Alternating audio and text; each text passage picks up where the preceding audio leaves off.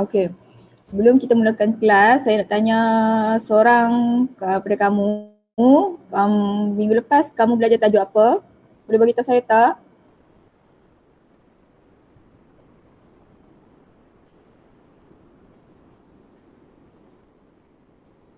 Istina ada tak kat sana? Boleh bagi tahu saya tak? Minggu lepas kamu belajar tajuk apa? Okey, sebelum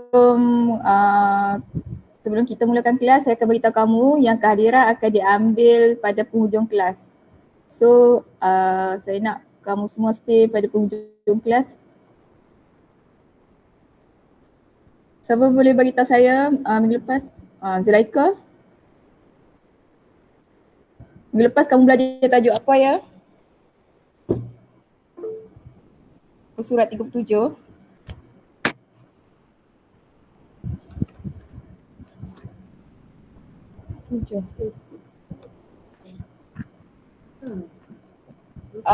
Muka surat 38, analisis dah belajar ke?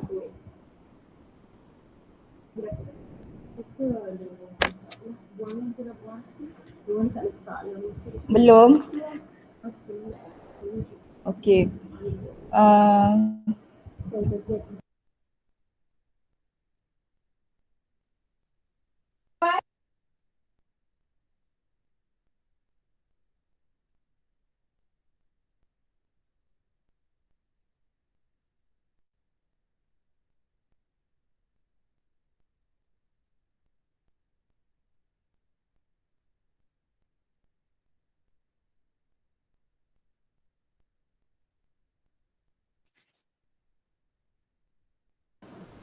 Okey, last muka surat 37 kan? Yang muka surat 38 dengan 39 tu, yang tu untuk bengkel amali. Nanti nak sekolah, kita akan buat muka surat 38 dengan 39. Okey.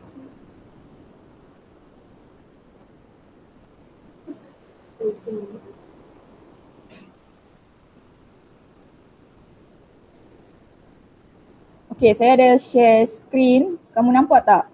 Nampak. Okey. Okey, sebelum kita mulakan pelajaran kita pada hari ini, kita tengok satu video, okey? Pada suatu hari, Mary dan maknya pergi ke pasar raya. Wah, banyak sayur dan buah-buah. Pada suatu hari, Mary dan maknya pergi ke pasar raya. Wah, banyak sayur dan buah-buahan. Mak, agak berapa biji anggur dalam segugus ini? Saya rasa ada 10 biji. Cubalah kira dengan betul. Baiklah, Mak. 1, 2, 3, 4, 5, 6, 7, 8, 9, 10, 11. Bilangan sebenarnya ialah 11 biji. Okey. Kau faham tak pasal video ni? Faham.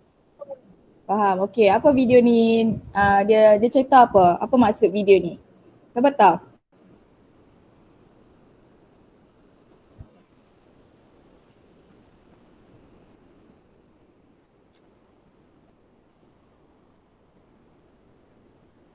Siapa boleh jawab? Christina ke? Zulaika ke?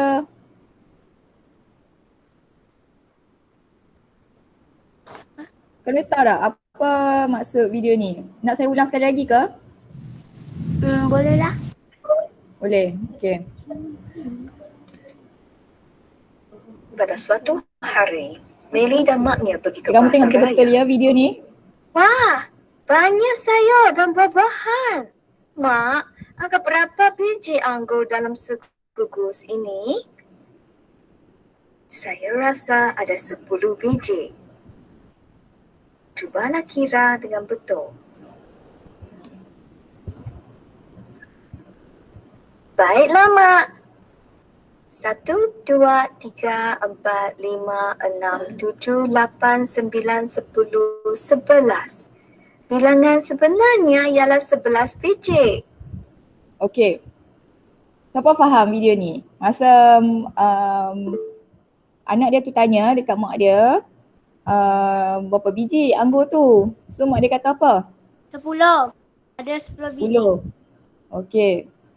Apa maksud 10 biji tu?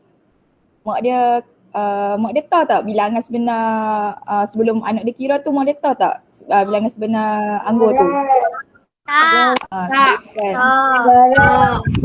Okey. So, berdasarkan video ni, tajuk apa yang awak rasa kita akan belajar hari ni? Anggaran. Anggaran. Siapa jawab tadi tu? Zulaika. Zulaika. Okey. Okey, baik, betul. Kita akan belajar tajuk anggaran. Anggaran. Muka surat 40. Okey, semua ada buku teks ya kat depan? Ada. Okey, pastikan dekat depan kamu ada buku teks dan modul RBT ya, sebab lepas ni kita akan buat modul RBT. Okey.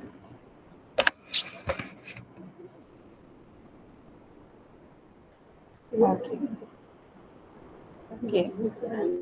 Kita akan masuk subtopik 2.16, penyediaan anggaran kos, dan subtopik 2.17, pembentukan kumpulan kerja berdasarkan tugas dan peranan.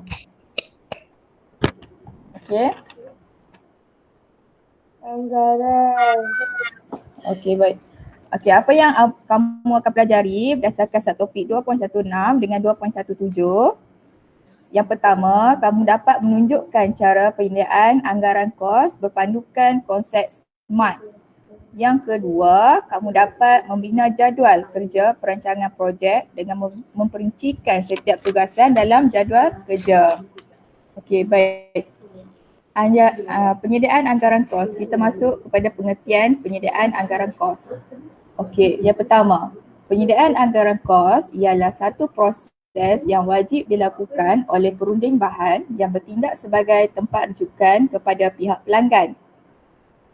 Okey, kat sini dia cakap penyediaan anggaran kos ni dia wajib dilakukan perunding bahan. Maksudnya kita nak beli bahan-bahan, macam kita nak buat suatu benda, kita wajib buat anggaran kos ni sebab dia merupakan satu rujukan kita untuk membeli barang.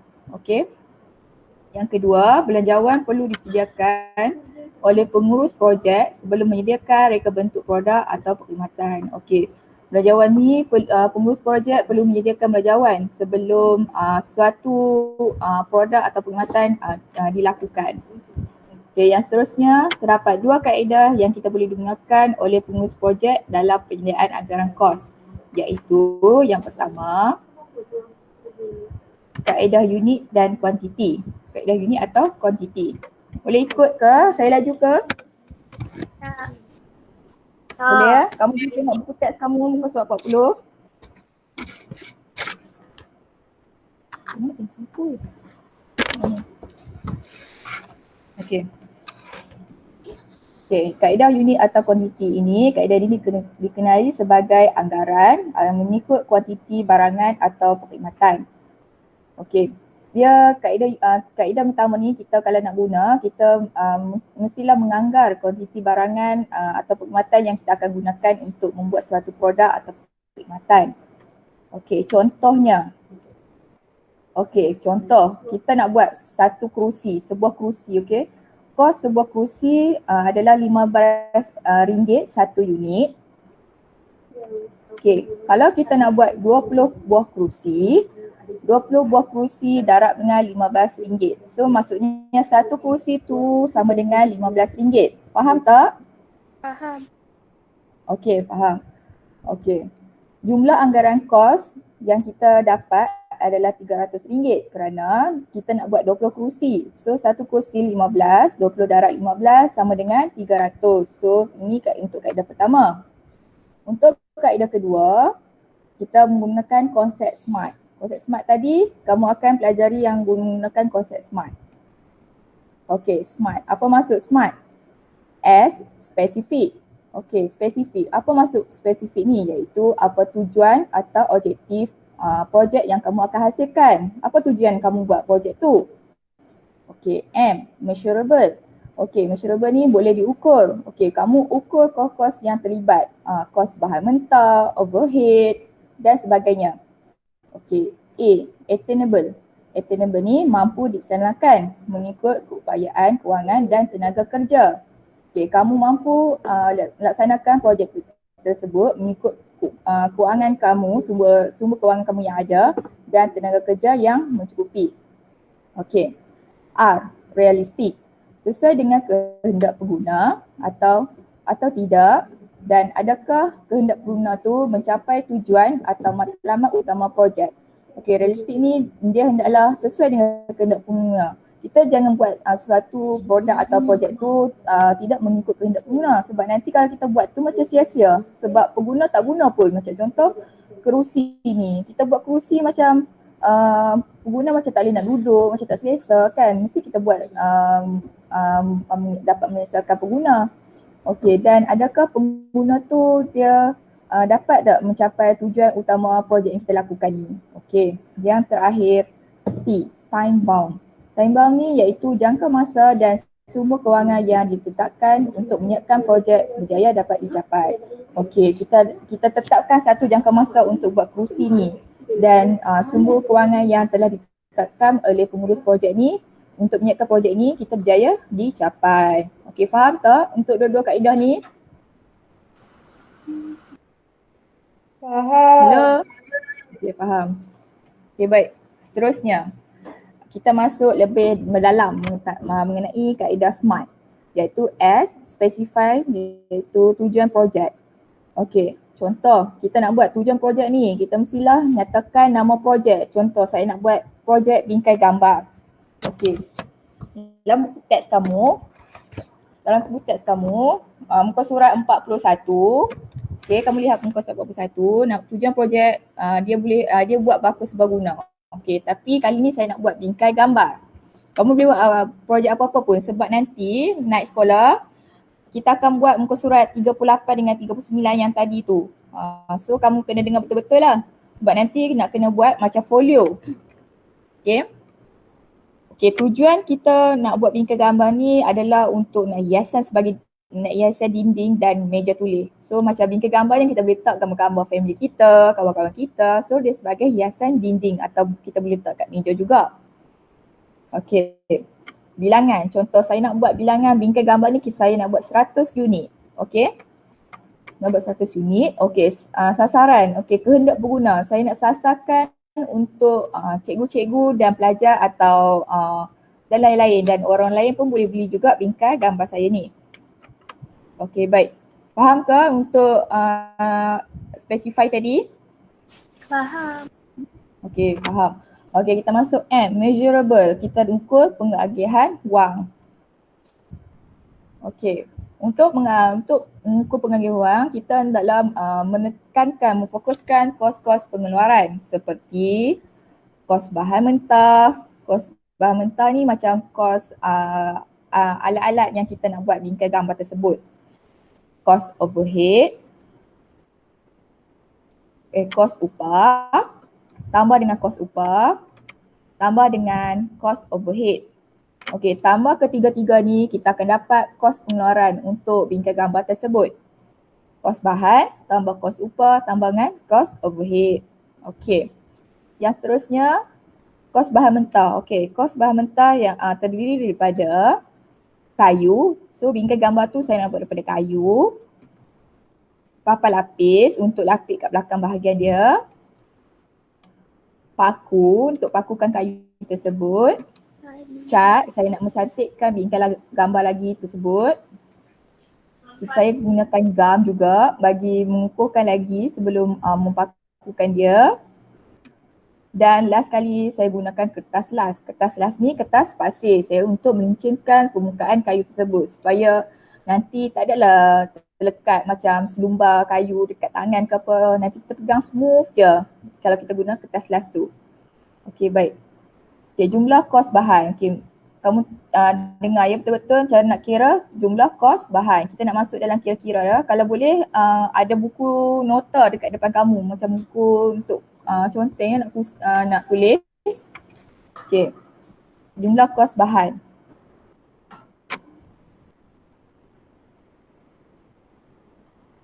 Okey, baik. Okay, jumlah kos bahan, bahannya terdiri pada kayu berlurah. Saya ambil saiz 10 darab 45 darab dengan 460. Saya ambil kuantiti dia sebanyak 100. Sebab saya nak buat 100 unit tadi. So, kos unit untuk kayu berlurah adalah RM3. Untuk kayu yang seterusnya, saya nak ambil kayu 10 darab 20 darab 200. So, yang ni 10 darab 20 darab 200 ni adalah kelebaran, ketinggian dan kepanjangan dia. So, saya nak beli 100 unit juga. Harga satu kayu ini adalah RM1. Dan kayu seterusnya saya juga ambil 100 unit dan harganya adalah RM1.50. Dan saya nak ambil MDF board berwarna. Dan saya juga beli dia 100 unit dan harganya ada RM3.50. Dan seterusnya kayu MDF juga, saya beli 100 unit juga sebab saya nak buat bingkai gambar 100 unit dan harganya adalah RM2.50. Prospek luksinar. Prospek ni macam dia macam cermin tapi tak cermin. Dia luksinar kat depan tu. Kamu kan ada bingkai gambar kan, kamu nampak tak macam warna putih kat depan tu kan? Tu prospek. Okey. Saya nak beli 100 unit juga. Harga satu prospek ni adalah RM2 seunit. So saya beli paku saya beli 1 kilo sebab paku ni kira kilo. 1 kilo, harga 1 unit untuk paku adalah RM5. Kertas las untuk melincirkan permukaan kayu tersebut, saya nak beli 50 keping. Dan 1 keping berharga 30 sen. Dan saya nak beli cat, beli 1 tin je, 1 tin harga dia RM26. Dan saya beli gum, glue, dan saya beli 1 botol dan harga dia RM8. Okey, saya nak kamu kira untuk saya, apakah harga kos sebenar tersebut bagi kayu berlurah? Boleh siapa jawab?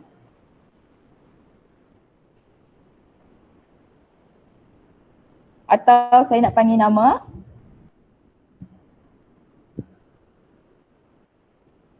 Hello? Nama jawab.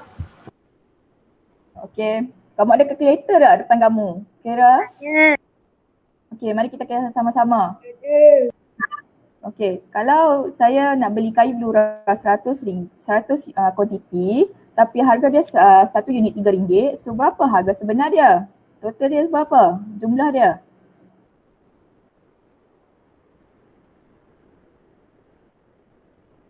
RM52.80. Okey, baik. Ada tak jawapan saya itu? Siapa jawab tadi? Atika. Atika. Okey. Yang lain? Zulaika ke? Siapa lagi tu?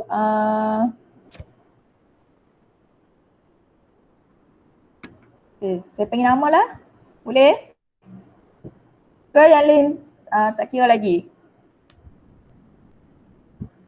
RM3. Okey, Kristina. 300. Okey, Kristina betul 300. Okey. Okey, jawapan sebenarnya ada 300 kerana saya beli 100 darab dengan RM3. So RM300 yang saya akan bayar nanti dekat orang tersebut.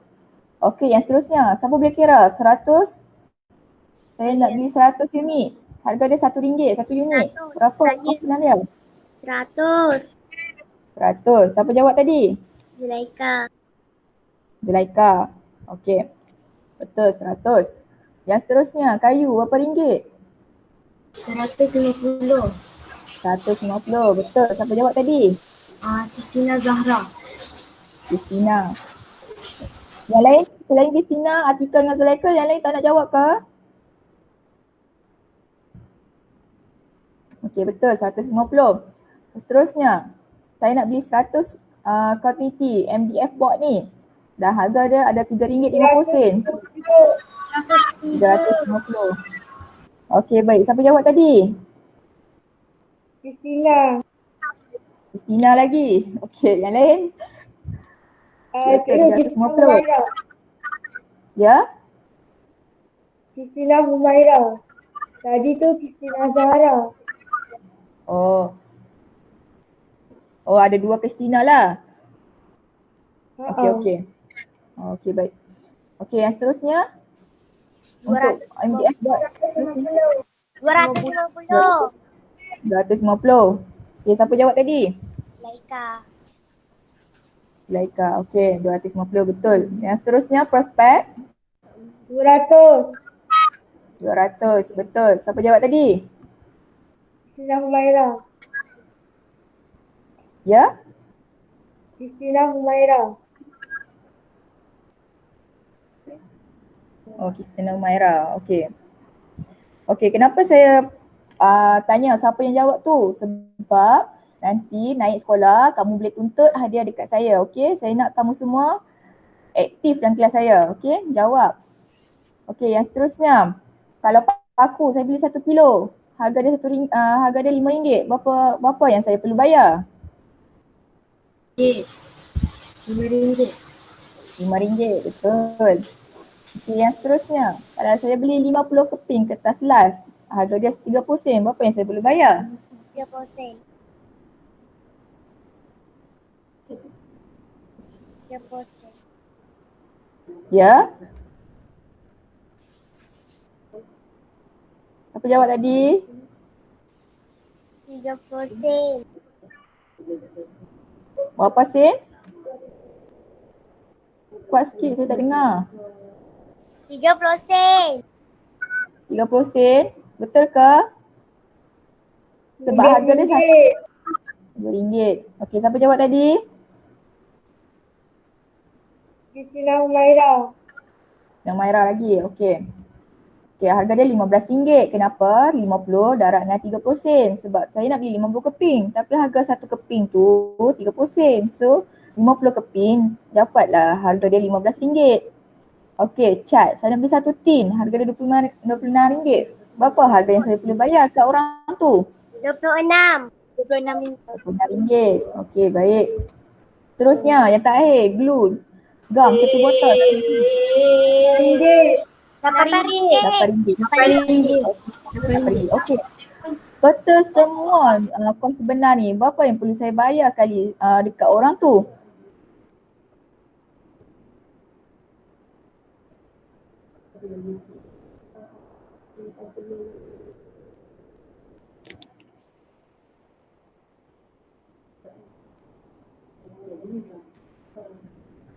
Dah dapat ke jawapan? 1404. Okay, 1404. Siapa jawab tadi? Atika. Atika, okey. Betul, 1404. Okey, kenapa saya tulis A kat belakang ni? Okey, kamu kena ingat ya, nanti yang A ni kita kena tambah tadi yang saya tunjuk ada kos pengeluaran ada 3. Kos bahan, kos upah dengan kos overhead. So kita kena tambah harga ketiga-tiga tu. So kamu tulis ya 1404 sebab nanti kita nak ambil, kita nak kira pula kos upah. Okey, boleh ya? Boleh. Okey. Boleh. Yang seterusnya. Okey, kita akan mengira kos upah pula. Okey, kos upah. Contoh kos upah. Saya nak ambil satu orang pekerja untuk buat bingkai gambar tersebut dan satu orang pekerja itu dia kerja dengan saya selama 2 jam dan saya bayar kat dia sebanyak RM2.50. So, apa kos upah yang saya ambil kira adalah saya ambil bilangan pekerja. Bilangan pekerja. Berapa ramai saya ambil pekerja tersebut? Dan masa, berapa lama pekerja tersebut bekerja dengan saya? Seorang. Dan kadar upah sejam. Dan berapa contohlah pekerja ni saya ambil satu orang, dia kerja saya selama 2 jam. So 1 jam saya bayar dia RM2.50. So kalau dia kerja saya 2 jam, darab dengan RM2.50 tu, dapatlah harga kos upah tersebut. Dan seterusnya aspek yang saya ambil kira untuk kos upah tersebut adalah bilangan hari. Berapa hari pekerja tersebut kerja dengan saya? Boleh ikut? Boleh. Boleh. Untuk mengira kos upah, kita ambil kira aspek-aspek 4 tersebut. Kita ambil bilangan pekerja, berapa ramai pekerja kerja dengan kita, berapa lama dia kerja dengan kita dan berapa banyak saya nak bayar dia untuk 1 jam dan berapa hari dia kerja dengan saya. Okey. Cara nak kira kos overhead.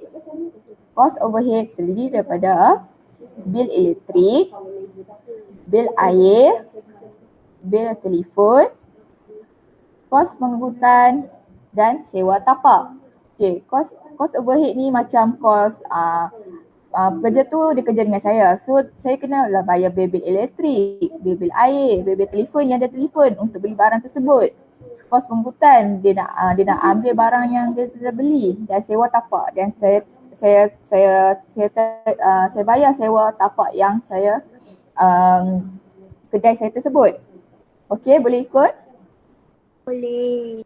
Okey, kos overhead ada apa? Ada 5. Tadi kos upah ada berapa? 4. Ada 4. Okey. Okey, jom kita kira kos upah. Okey, kamu ada buku ya dengan kalkulator? Ada. Okey. Cara nak kira kos upah, bilangan pekerja darab dengan masa, darab dengan kadar upah per jam, darab dengan bilangan hari. Okey. Bilangan pekerja. Okey, saya nak ambil pekerja 1 orang dan pekerja tersebut bekerja dengan saya selama 3 jam dan 1 jam saya bayar dia sebanyak RM2.50 dan pekerja tersebut bekerja dengan saya selama 2 hari. So 1 hari dia kerja dengan saya selama 3 jam. So berapa kos upah yang saya perlu bayar kepada pekerja tersebut? RM7.50. Ya? Berapa ringgit? RM7.50. RM3.50. Siapa jawab tadi? Zulaika. Zulaika. Okey, jawapan dia RM15. Kenapa? Satu orang saya darab dengan 3. Dapatlah 3. 3 tu pula darab dengan RM2.50. Bila dapat jawapan dia, saya darab pula dengan 2 hari. So total dia kerja dengan saya selama 2 hari, 3 jam berturut-turut adalah RM15. Kenapa saya tulis B kat belakang ni? Sebab nanti saya akan tambah yang kos A yang tadi kita dapat 1404 dan RM15. Okey, boleh ikut? Boleh. Okey, faham ya? Faham. Okey, baik. Okey, kita masuk kos yang seterusnya, kos overhead. Kos overhead saya hanya bayar kos elektrik dan kos air saja kerana saya tidak menyewa kedai dan saya juga tidak perlu membayar pengangkutan tersebut kerana saya mengambil sendiri pengangkutan menggunakan kereta sendiri. So saya hanya menggunakan elektrik dan air sahaja. So kos elektrik selama pekerja itu bekerja dengan saya perlu bayar hanya RM30 dan kos air hanya RM2. So berapa jumlah yang perlu saya bayarkan semuanya? RM32. RM32. Siapa yang jawab tadi? Kristina. Okey, betul. RM32. So ini adalah harga C. Okey, kamu tulis ya harga A, B dengan C tadi sebab kita nak tambah ketiga-tiga tu tadi. Okey. Okey, yang seterusnya kita masuk A. Attainable, boleh dilaksanakan dan dicapai. Okey, kos pengeluaran seunit. Kita tambah kos bahan tadi kita dapat 1404 tambah dengan kos upah RM15 tambah dengan kos overhead RM32.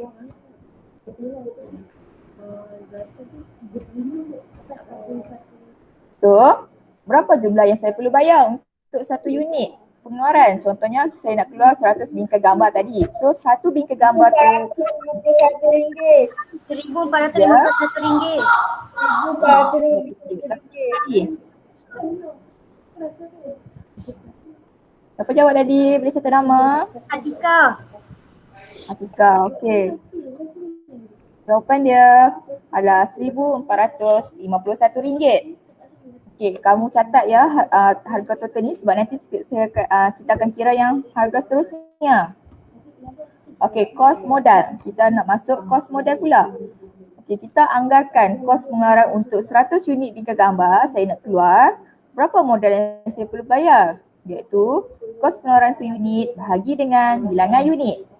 Kos pengeluaran seunit tadi adalah 1451 bahagi dengan bilangan unit saya nak keluar adalah 100 unit. berapa yang perlu saya bayar untuk satu modal, untuk 100 modal tersebut, satu unit modal tersebut? 1,451. 1,451. Lagi yang lain? RM14.51. Apa yang lima tadi? Atika. Ika, okey betul. Untuk kos modal saya hanya perlu bayar RM14.51. Okey, yang seterusnya kita nak kira kos jualan. Berapa jualan kita dapat? Dengan modal yang kita keluarkan tadi, untuk satu unit kita dapat satu unit bingkai kita dapat RM14.51. So berapa untung yang saya akan dapat lepas jual 100 bingkai tersebut? Okey, kos modal tadi adalah RM14.51 tambah dengan kalau saya nak 100% keuntungan. Berapa yang saya dapat?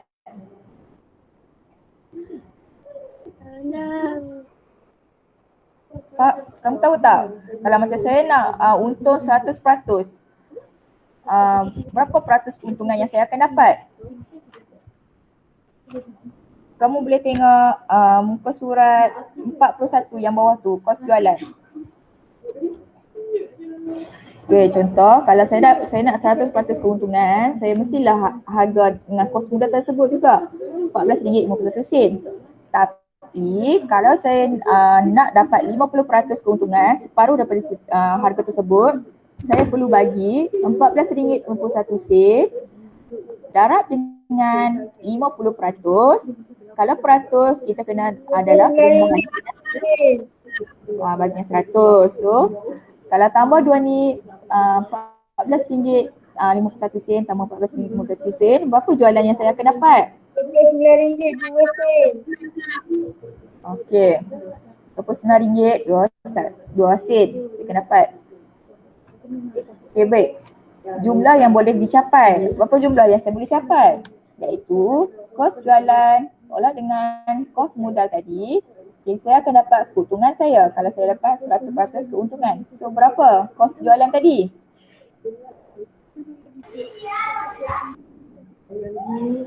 Kos jualan tadi berapa? Dapat. Kos jualan tadi RM29.02 tolak dengan modal. Modal tadi berapa? RM14.51. Berapa keuntungan yang saya akan dapat?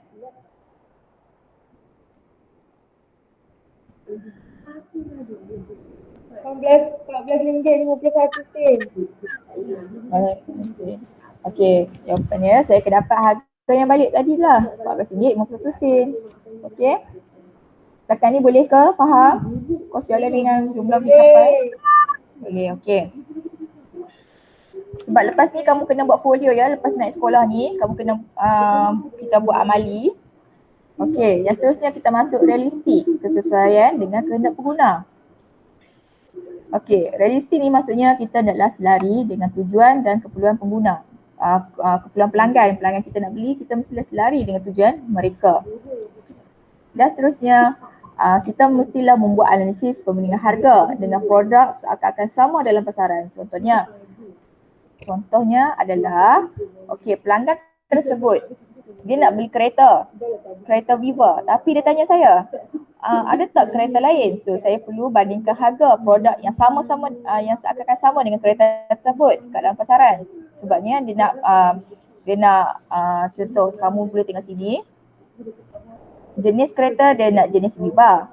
Target dia nak beli dalam kereta dalam 1,500 atau 2,000. So customer ni dia adalah bujang.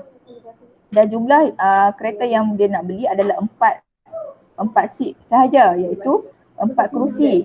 Dan harganya satu kereta ini adalah RM40,000. So saya kena bandingkan harga yang seakan-akan sama dengan harga kereta tersebut. Itu saya ambil kereta Ezora. Dan kereta Ezora gajinya adalah 2,500 hingga 4,000. Dan kereta Ezora ini adalah sesuai dengan untuk berkeluarga kerana dia ada 8 seat. dan harga kereta tersebut adalah RM60,000 hingga RM80,000. Okey, kereta yang seterusnya adalah kereta, siapa tahu kereta apa ni? Mini Cooper. Mini Cooper. Okey, siapa yang nak pakai kereta Mini Cooper ni, dia perlulah gaji RM8,000 ke atas. Dan kereta Mini Cooper ini adalah ada 4 seat dan harganya RM200,000. So, saya perlu bandingkan harga ketiga kereta ini. So, jadi pelanggan boleh buat keputusan untuk membeli kereta tersebut. Dia sesuai dengan kehendak pengguna. Maksudnya sesuai lah. So, customer ni gaji dia RM1,500 hingga RM2,000 je. So, dia sesuai lah beli kereta ni. Kalau gaji yang RM2,500 hingga RM4,000, dia sesuai untuk beli kereta Exora. Kerana apa? Sebab dia berkeluarga. Dan Mini Cooper ni adalah gaji RM8,000 dan ke atas. So, kehendak pengguna tu adalah sesuai. Okey, yang seterusnya. T, time bond. Time bond merupakan tempoh masa dan sumber kewangan. Okey, tempoh masa dan sumber kewangan ni maksudnya di sini tarikh mula dan akhir projek yang kita lakukan. Dan sumber kewangan yang ditetapkan untuk menyiapkan projek. Okey, contoh tempoh masa yang siap dan sumber kewangan. Contoh, saya ada rumah kayu, rumah kampung. Dan saya pula ada rumah bandar, rumah batu. Okey, tempoh masa untuk disiapkan rumah kayu tersebut adalah selama 3 bulan. Dan manakala rumah batu adalah selama 6 bulan. Dan sumber kewangan untuk membuat rumah kayu adalah saya simpan sendiri ataupun saya pinjam dari keluarga saya. Duit tu saya ambil daripada keluarga saya. Dan untuk membuat rumah batu, saya juga simpan sendiri juga. Tapi saya boleh juga pinjam dari keluarga ataupun pinjam daripada bank. Okey, faham?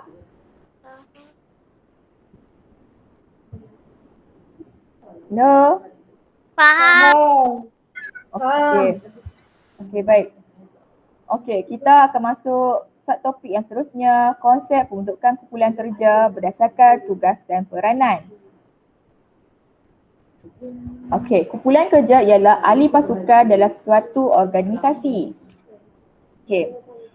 Setiap individu membantu dan bekerjasama, berkongsi maklumat, mempunyai matlamat yang sama dan berkomunikasi. Okey. Kat dalam satu kumpulan tu, kamu boleh, projek ni kamu akan buat dalam kumpulan. So, satu kumpulan tu mungkin ada dalam 4 orang atau 5 orang. So, setiap orang dalam kumpulan tersebut haruslah membantu dan saling bekerjasama, berkongsi maklumat apa yang dia tahu dan hendaklah setiap individu tersebut mempunyai matlamat yang sama dan dia haruslah berkomunikasi antara satu sama lain dengan ahli pasukan dia. Okey, setiap ahli kumpulan juga perlu tahu tanggungjawab terhadap tugas dan peranan masing-masing. Okey, dia tahu nak buat apa. Jadi nak buat apa, orang ni nak buat apa, so dia tahu dia punya tugas dia dan peranan dia masing-masing. Okey. Apa kelebihan kumpulan kerja ni? Apa yang kita akan dapat kumpulan kerja? Okey, kalau untuk individu, kelebihan kita untuk dalam kumpulan kerja, individu tersebut dia tekanan pekerjaan berkurangan. So individu dia macam untuk membuat projek ni, individu tu tekanan dia macam stres dia tu berkurang lah sebab dia tak buat kerja seorang-seorang, dia buat dengan pasukan dia. Okey, individu tersebut tanggungjawab kerja dikongsi bersama ahli kumpulan dan juga individu tersebut boleh guna kepakaran, kemahiran dan pengetahuan masing-masing. Dia juga boleh guna kepakaran orang lain, kemahiran yang orang lain ada. Contoh, kita mahir benda ni tapi kawan kita mahir benda ni, so kita boleh guna kepakaran dan pengetahuan masing-masing. Kita juga boleh berkongsi pendapat dengan ahli-ahli kita yang lain. Okey, bagi kelebihan pasukan, satu pasukan juga kita dapat hasil yang optimum. Sebab apa? Sebab kita saling bekerjasama, saling bantu-membantu. Dan kita juga satu pasukan, kita dapat merapatkan hubungan antara ahli pasukan. Daripada kita tak kenal, kita tak suka orang tu, daripada kita kenal dia. Okey, pelibatan menyeluruh. So, semua akan terlibat. Sebab apa? Sebab dia ada tugas dan peranan masing-masing yang dapat memanfaatkan kumpulan sumber secara maksimum. Maksudnya, sumber yang kita dapat tu, kita dapat memanfaatkannya secara maksimum. Dan motivasi staff meningkat. So, maksudnya macam kita nak membuat satu benda tu, kita tak adalah macam monyok je, macam stres je sebab kita punya stres tu berkurang sebab kita kerja dengan pasukan. So motivasi kita secara ni akan meningkat lah. Okay. Okay, kita akan masuk pemberian tugas yang mencabar. Okey, pemberian tugas yang mencabar ni dia membolehkan ahli pasukan memberikan sumbangan kepakaran dan kebolehan yang optimum. Dan agihan tugas kepada individu perlulah mengikut kemampuan berdasarkan identiti individu tersebut. Okey, kalau kita nak bahagikan tugas kepada individu tersebut, mestilah kita ikut kemampuan individu tersebut. Kita tak bolehlah bagi kerja dia banyak sebab individu tersebut mesti dia tak mampu juga nak buat. So kita kena bahagi tugas sama rata. Jangan seorang ni buat 2, seorang ni buat 1, tak boleh. Kena bagi sama rata. Okey. B, kita nak menentukan pembentukan individu. Macam mana kita nak tentukan individu tersebut nak untuk masuk pasukan kita? Yang pertama, individu tersebut mestilah memilih individu yang mempunyai kemahiran interpersonal dan teknikal. Interpersonal ni macam dalamannya, kemahiran dalamannya, apa yang dia mahir. Teknikal tu apa luarannya, apa yang dia mahir. Contohnya dia mahir interpersonal tu dia pandai mengawal emosi, tak marah, tak sedih saja. Dia kalau macam kawan dia buat salah, janganlah marah-marah sebab semua orang buat silap kan. So yang teknikal ni dia kemahiran teknikal. Dia pandai guna gergaji, pandai guna dia pandai tukul, paku. Okey. Latihan yang diberikan kepada individu dalam pasukan. Lepas tu dilakukan dengan terancang bagi meningkatkan kemahiran komunikasi dan kemahiran lain yang diperlukan latihan tersebut. Okey, ganjaran. Apa yang ganjaran dalam pembentukan individu ni? Dapat menggalakkan persaingan sihat, mempromosi individu dalam peningkatan gaji, pangkat dan pengetahuan. So macam dalam satu pasukan tu dia boleh bersaing sama macam secara sihat lah. Maksudnya dia bantu, saling bantu supaya kawan dia dengan kita pun boleh juga naikkan pangkat sekali, boleh dapat iktiraf, dapat sijil, dapat penghargaan, akan bagi kat atas pentas. Macam tu lah. So pembentukan pasukan yang berkesan. So macam mana kita nak pasukan yang berkesan? Satu, kita mestilah menerangkan matlamat pasukan yang jelas. Okey, ahli ketua tu mestilah terang matlamat apa yang kita perlu nak buat. Contoh tadi saya nak buat bingkai gambar. So saya perlu siapkan dalam masa 26 hari tersebut. Okey. Yang kedua, kita melaksanakan aktiviti pembentukan pasukan. So kita perlulah senaraikan aktiviti apa yang ahli pasukan kita perlu buat. Contoh struktur pecahan kerja pembinaan bingkai gambar. Contoh saya nak buat bingkai gambar kan. Macam mana saya pecahkan agihan kerja bagi nak bina bingkai gambar tersebut. Okey, untuk tugas yang pertama, kat sini saya ada tugas untuk pengurus. Contoh saya lah pengurus. So saya ada lantik juga setiausaha. Dia nak buat surat-surat macam nak beli bahan semua tu barang tadi kan. Lepas tu saya juga lantik bendahari untuk dia nak urus wang, untuk nak uruskan duit tu supaya tidak membazir. Dan pereka bentuk, saya nak nanti satu pereka bentuk supaya dia boleh lakar bingkai gambar saya dengan cantik. Dan pembangunan mock-up ni, maksudnya ada orang melakukan bingkai tersebut, dapat menyiapkan. Okey, untuk tugas yang pertama, pengurus ni, saya perlu bincang dengan pelanggan-pelanggan. Contoh ada pelanggan datang ke saya bincang dengan dia. Apa pelanggan tu nak dekat bingkai tersebut? Lepas saya bincang, saya beritahu dekat SU, dekat setiausaha saya dengan bendahari. SU dengan bendahari tu dia akan carilah pelanggan yang saya nak tu untuk saya buat bingkai gambar tu. Dan mereka perlulah mengiklankan projek tersebut kerana untuk mendapatkan pelanggan. Dan mereka bentuk dia perlulah mencari idea daripada kehendak pelanggan tersebut. Dia bolehlah cari, dia pilih macam travel mana-mana, tengok bingkai gambar dari internet ke, yang pernah orang buat. Pembangun mock-up. Dia dapatkan bahan, peralatan dan tentukan saiz yang sesuai. Macam tadilah, ada saiz kayu dia, bahan apa yang kita nak guna, peralatan apa. Untuk tugas yang kedua pula, lepas ada set tugas yang pertama, untuk tugas yang kedua pula saya cakap, saya nak tentukan skop ni, projek apa, bila masa yang kita perlu siapkan. contoh minggu ni kita perlu siapkan yang ni, minggu seterusnya kita perlu siapkan yang ni. So kita kena buat jadual kerja. Okey, SU dan bendahari pula dia perlu selidik maklumat dalam data berkaitan apa yang saya nak tu. Dan mereka bentuk dia, okey, yang seterusnya tadi masa tu dia cari idea. Dan untuk tugas yang kedua, saya nak tengok lakaran dia perlu sediakan lakaran. Dan pembangun mockup, pembangun mockup ni dia mestilah dia dapat bahan, peratas semua tu apa saiz yang sesuai. Dia perlu ukur, tanda, potong dan pasang. Okey, lepas selesai tugas yang kedua, tugas yang ketiga pula. Tugas yang ketiga ni baru saya bahagikan tugas. Bahagikan tugas sama rata lah kan sebab dah buat semua tu. Dan tugas untuk SU, setiausaha bendahari, dia perlu dapatkan sumber dan kos. Sumber-sumber macam contoh kita perlu dapatkan tajaan. So saya tak cukup duit tapi saya perlu dapatkan tajaan. Siapa boleh tajak saya untuk bagi duit? Macam itulah. Lepas tu mereka bentuk ni, dia sediakan lakaran yang bersaiz. So ada tadi dia sediakan lakaran, lepas tu dia lakaran bersaiz pula. Ada saiz apa? Saiz untuk 4 segi, untuk bulat, untuk apa, segitiga macam itulah kan. Lepas tu pembangun mockup, menghasilkan mockup atau model. Dia tanda, dia ukur tadi kan. Dia mestilah buat mockup dulu, model. Macam dia buat dalam bentuk kertas ke apa kan, macam tu dia bangunkan. Dia tak, hasil dia tak siap lagi. Okey, pada set tugas yang ketiga, kita masuk tugas yang keempat, iaitu saya sebagai pengurus sendiri, saya perlu menganalisis, membalas pelanggan untuk menambahkan. Lepas pembangunan mockup tu dah hasilkan model, saya tangkap gambar, saya masukkan dalam contoh Instagram, contoh dalam Facebook.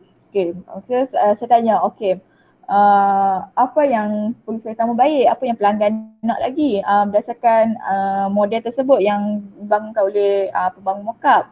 Lepas tu dia dapat saya dapat menganalisis maklumat last. Lepas tu SU, setiausaha bendahari atau tersebut, dia perlu sediakan dokumentasi dan persembahan. Dia perlu macam sediakan macam slide ke macam apa sebab kita nak tunjuk lagi menarik, macam buat video ke macam itulah kan. Lepas tu mereka bentuk tu, dia perlu menganalisis idea tersebut. Selepas saya dapat analisis maklumat last daripada pelanggan lah untuk tambah baik. Lepas tu pembangun mockup tersebut dia perlu uji dan menganalisis model tersebut sebelum dipasarkan. Dia perlu ujilah kukuh tak bingkai gambar tersebut, kalau jatuh pecah tak kayu tu, senang keput tak, ataupun dia tahan lasak tak, tahan kena air tak, kembang tak nanti. So pembangun mockup perlu uji dan analisis model tersebut. Okey, ada apa-apa soalan? Tak ada. Ada. Okey, kalau tak ada kamu boleh buka modul RBT kamu. Kita buat latihan. Okey, mari kita uji minda kita tadi apa yang kita belajar. Okey, muka surat 21, modul RBT. Nombor 8. Semua dah buka modul ke? Dah. Okey. Okey. Mari padankan konsep SMART dengan huraian yang betul. Okey, siapa boleh saya bagi kamu masa 2 minit untuk jawab. Nanti kita bincang jawapan sama-sama, okey? Nah, kita buat nombor 8 dulu. Boleh? Muka surat 28 ni cik.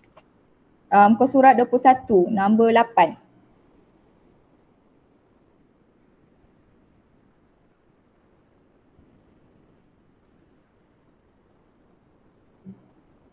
Dah buka ke? Dah. Okey. Nanti dalam sekarang pukul. Okey. Sekarang pukul 2.46. Saya bagi kamu 2 minit. Sekarang 2.47. Saya bagi kamu 2 minit. 2.49 kita jumpa balik, okey? Kita bincang jawapan.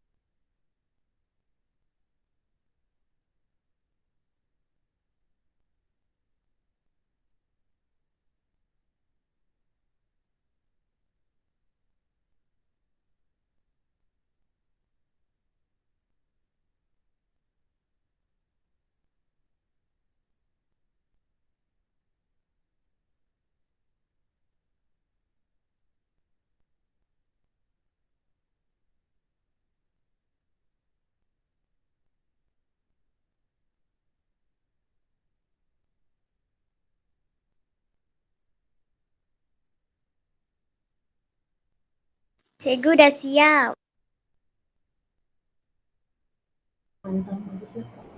Okey, yang lain dah siap? Dah. Dah, okey. Jom kita bincang jawapan. Okey. Nombor 8A. Boleh dilaksanakan dari sudut keupayaan kewangan dan tenaga kerja. Apa konsep SMART tersebut? Siapa tahu?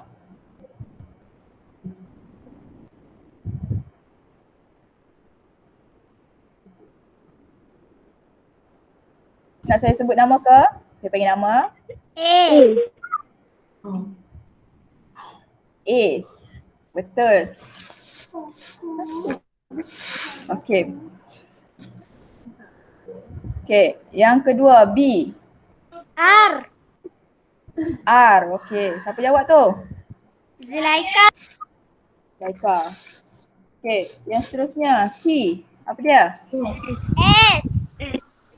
S. Okey, betul. Yang seterusnya T. ya? T.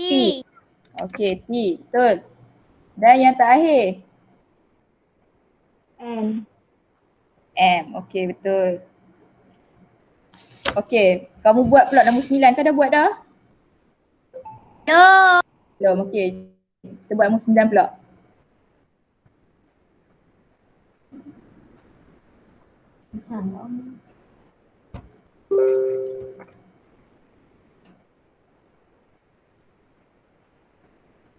Dah siap. Dah siap? Okey. Yang lain dah siap?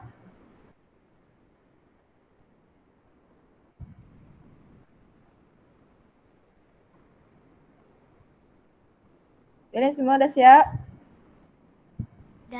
Allah, Iman, Hasiyati, Atika. Kalian semua dah siap? Dah, okey dah. Okey, jom. 9A, apa 9A? Betul ke salah? Betul. Betul? Betul ke? Pengumpulan sumber dan memanfaatkan secara maksimum.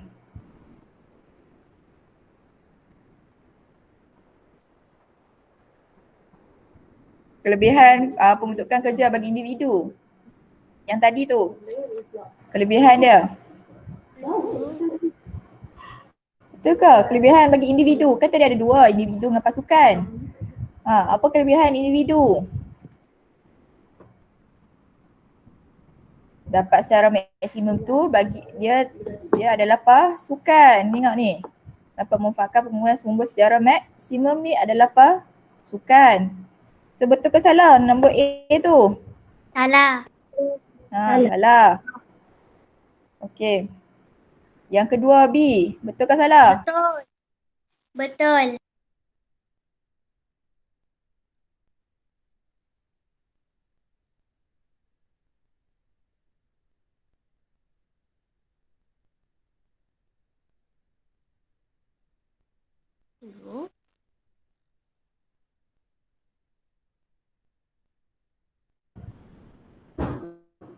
Okey. Bagi 9B, betul ke salah?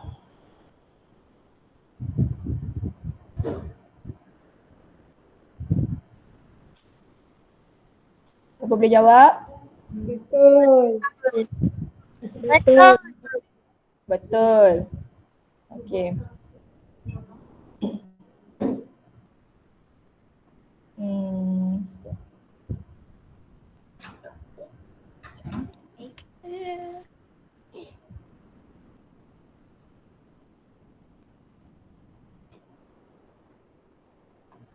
Okey, betul. Okey. 9C, betul ke salah? Betul. Betul, okey.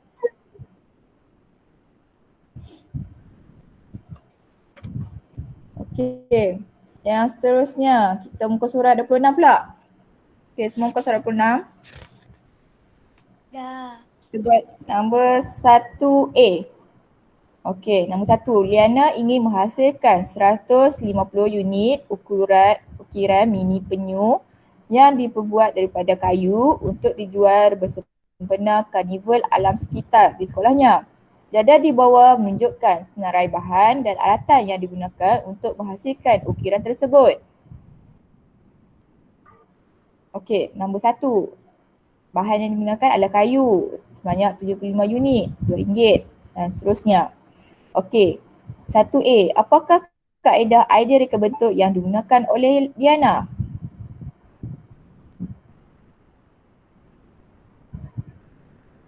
Unit fikiran mini minit.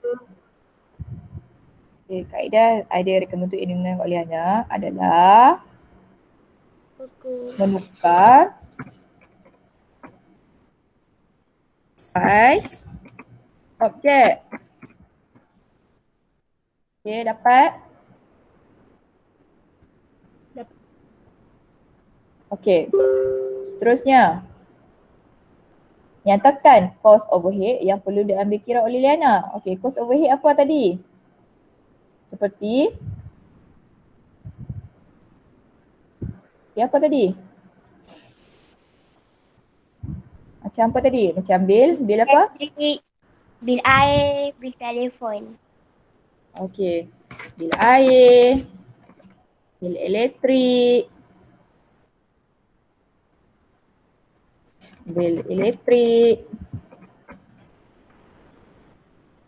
dan bil telefon.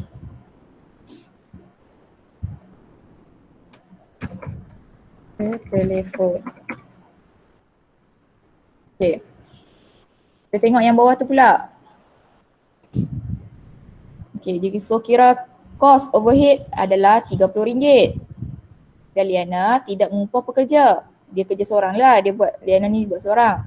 Dan berapakah kos pengeluaran untuk sebuah ukiran mini penyu tersebut? Okey, saya bagi kamu masa 3 minit. Sekarang 2.55. 2.58 kita jumpa balik, okey? Okey. Okey, kamu kira kos bahan, kos upah tak ada lah sebab dia bekerja seorang. Dan kos overhead dia tadi, dia kata kos overhead dia RM30. So, berapa kos yang dia perlu bayar? Okay.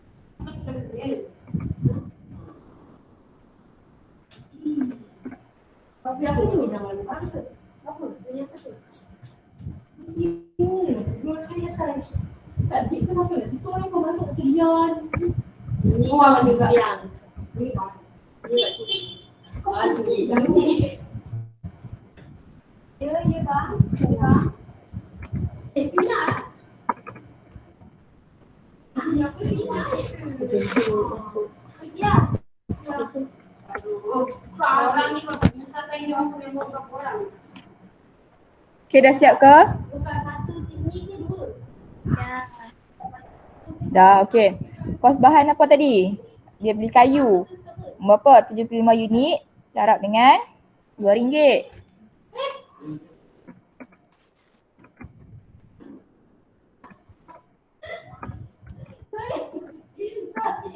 Okay. Lagi. 2 unit. Darab dengan RM3. Aku tak dengar dia suka. Tak, aku suka dia. 5 botol. Harap dengan RM6.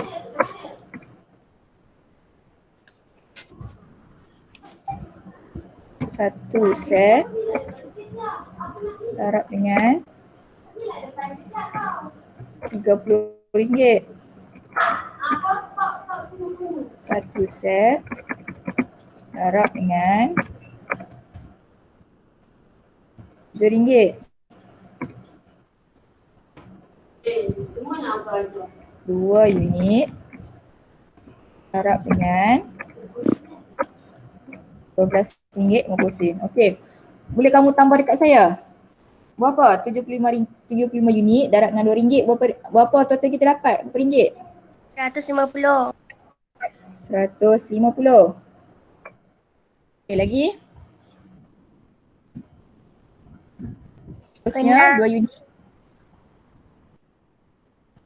RM6. Okey, lagi? RM30. RM30. Lagi? RM30 juga. RM30 juga. Okey, lagi? RM7. RM7. Lagi yang terakhir? RM25. RM25. Okay. Berapa jumlah yang kita dapat?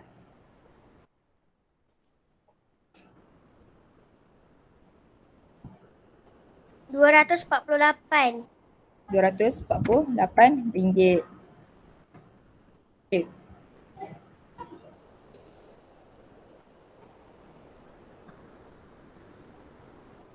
Okay, baik. Yang seterusnya. Lepas tambah tu kita kira pula kos bahan,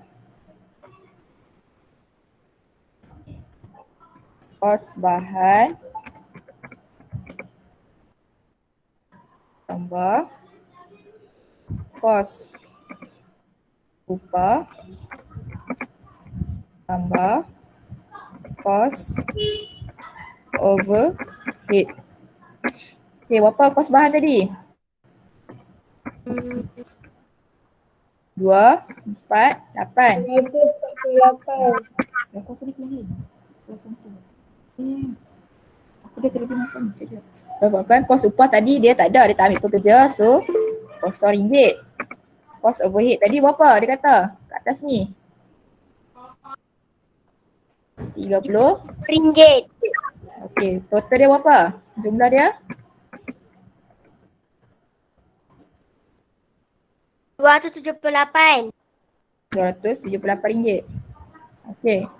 Yang terakhir. Kos pengeluaran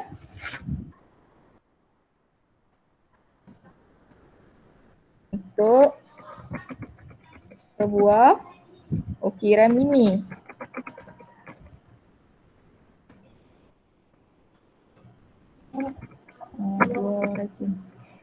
RM278 tambah bahagi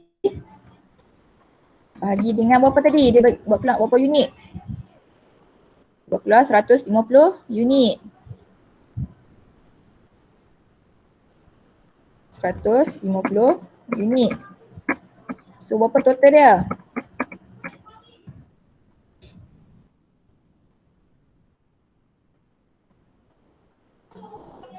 RM428. Dapat RM1.85. Okey. Okay. Kelas kita sampai dekat sini saja. Untuk yang muka surat 24, tunggu surat 24, kamu buat sebagai kerja rumah kamu. Kamu buat jadual perincian tugas pasukan pekerja. Okey, ni jawatan dia pengurus projek, takbir urus. Mereka bentuk penggunaan moka. Okey, nanti kamu tulis nama ahli kamu. Kamu ni macam olok-olok lah, kamu tulis lah Abu, Ali, Aminah, Siti. Okey, apa tugasan dia perlu buat. Okey, minggu depan kita jumpa. Okey, terima kasih. Setakat tu je. Terima kasih cikgu. Assalamualaikum. Terima kasih cikgu. Kejap ya. Cikgu link kehadiran. Kehadiran sekejap ya.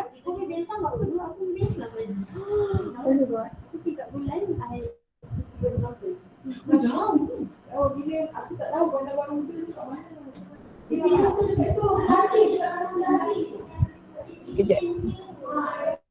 Saya tengah lama. Saya tengah lama. Jangan left dulu. Sekejap ya, jangan left lagi ya. Saya nak ambil kehadiran sekejap.